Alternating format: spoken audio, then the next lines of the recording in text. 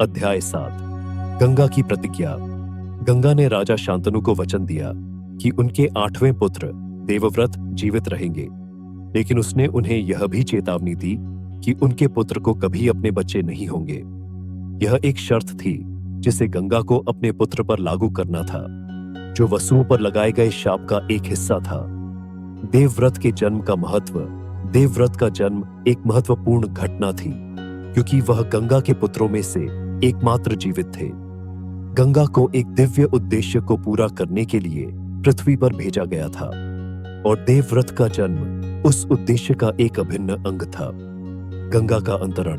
देवव्रत के जन्म के तुरंत बाद गंगा अंतरण हो गई। राजा शांतनु को अपने पुत्र को अकेले पालने के लिए छोड़ दिया। राजा शांतनु दुखी थे, लेकिन उन्हें पता था कि उन्हें अपने पुत्र को एक महान राजा बनाने के लिए पालने की जिम्मेदारी लेनी होगी। राजा शांतनु की जिम्मेदारियां। राजा शांतनु ने अपनी जिम्मेदारियों को एक पिता के रूप में गंभीरता से लिया, और उन्होंने देवव्रत को अत्यधिक देखभाल और भक्ति के साथ पाला। उन्होंने उसे राज्य के तरीकों सिखाए और युद्ध और राज्य कौशल में प्रशिक्षित किया। देवव्रत का पालन पोषण। देवव्रत एक मजबूत और साहसी युवक बन गया, जिसमें न्याय की एक तीव्र भावना और दुनिया के आसपास की एक गहरी समझ थी। वह राज्य के लोगों द्वारा अच्छी तरह से सम्मानित था, और वह राज्य के भविष्य में एक महत्वपूर्ण भूमिका निभाने के लिए नियत थे।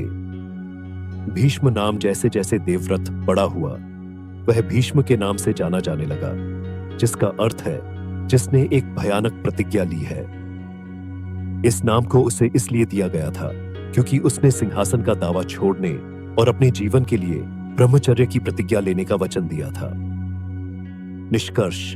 गंगा की राजा शांतनु को प्रतिज्ञा ने राज्य के लिए एक नए युग की शुरुआत की। देवव्रत बाद में भीष्म के नाम से जाना जाता है, राज्य के भविष्य में एक महत्वपूर्ण भूमिका निभाने जा रहा था, और उसकी कहानी महाभारत का एक अभिन्न अंग बन जाएगी।